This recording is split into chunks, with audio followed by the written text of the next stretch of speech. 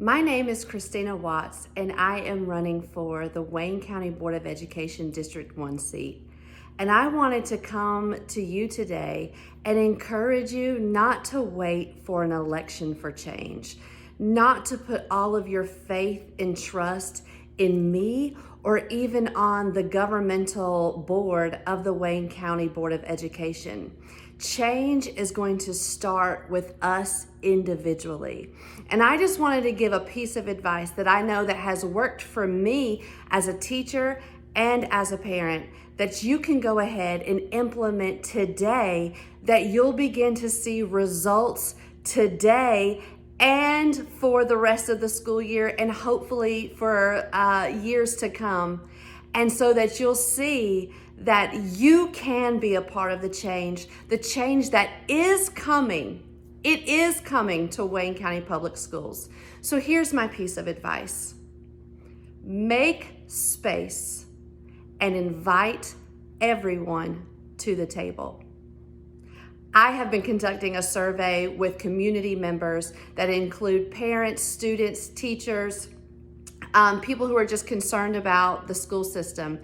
And it is blowing my mind the number of people who have stated that they think there's a major disconnect between what is expected in a school setting and what parents think is being done in a school setting. And here's what I'm seeing. There's a lack of communication. And sometimes, if we're being honest, we don't want to engage in the conversation because that sometimes makes extra work. But I promise you, this free tool of communication will shift everything. Our students are smart, y'all. They are smart, and I'm speaking from my own experience with my two boys. They know how to play the system. I don't want to call it manipulative, but we'll call it critical thinking, right? They know how to analyze a situation. Many of our students have been pulling the wool over our eyes and the teacher's eyes because they've done what culture is teaching them to do, right? To pit us against one another. And we're feeding into that because we perpetuate the narrative to say, parents are saying, the teachers don't want me involved, they don't keep me involved. And then we have teachers saying, the parents don't want to be involved. But I submit to you, make the declaration and the move today to make yourself involved. If you're a teacher, reach out to a parent. Reach out to parents, not just of the students that are giving you a hard time, but those that always show up, always are completely compliant, and who have a desire to learn. And let that parent know of the progress of that student, but still invite them to the table. Parents, let's not pretend like our children are perfect. We're not perfect. And sometimes we don't see certain behaviors at home, one, because there's less of those people, right? Of those little people. We don't have 25, 32 little people in our house. We've got 1, 2, 3, 4, 5, right? And so children will be conformed to the environment that they're in. That's just psychology. And so I challenge you to not assume that if your teacher is reaching out to you about your child, that's so far-fetched. Receive what the teacher has to say, and then don't leave it at that. Let's start using third person pronouns. Let's not use third person pronouns. Let's use inclusive pronouns like we, not they did this or he's this or she's that. How are we going to come together and make a plan of action so that not only will the teacher have some peace, the parent will have some peace, but the child, the student, will succeed because the village has come together and they're working together. Even bigger, schools.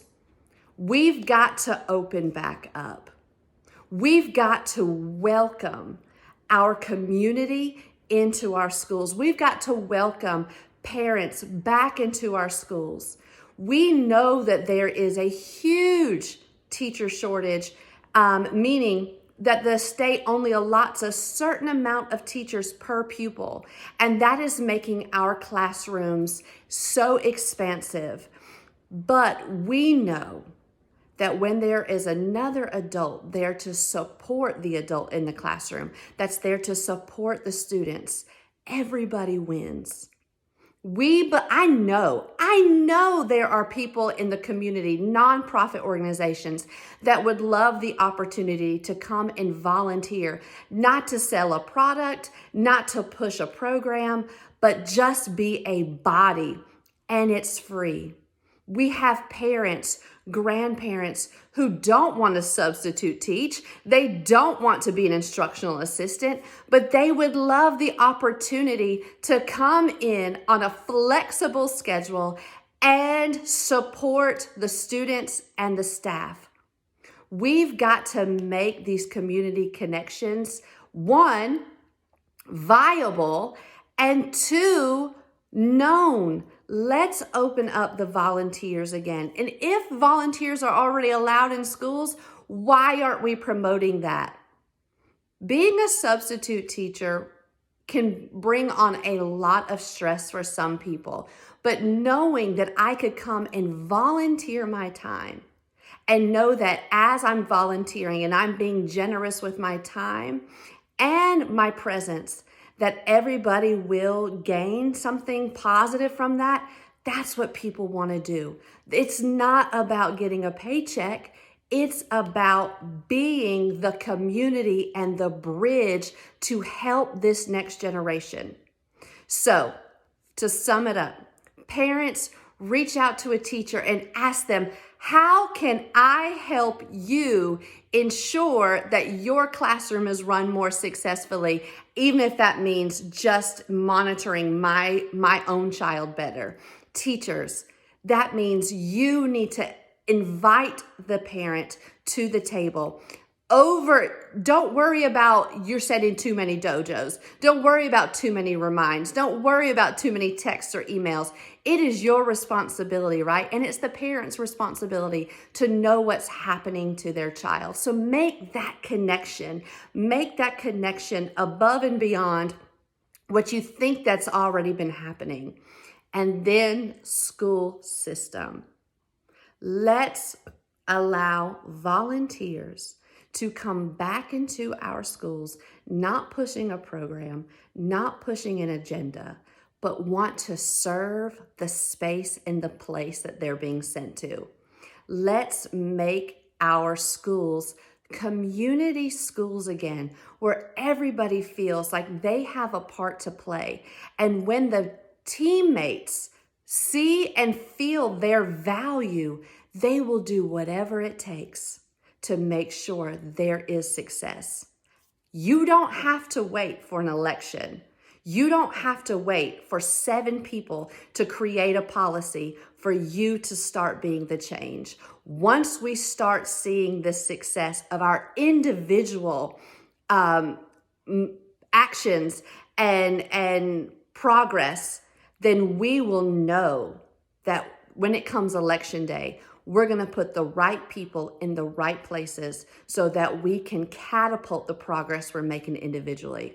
My name is Christina Watts, and I thank you so much for doing your part, even today, in making our schools, our staff, and our children and our communities better. Have an awesome day. God bless.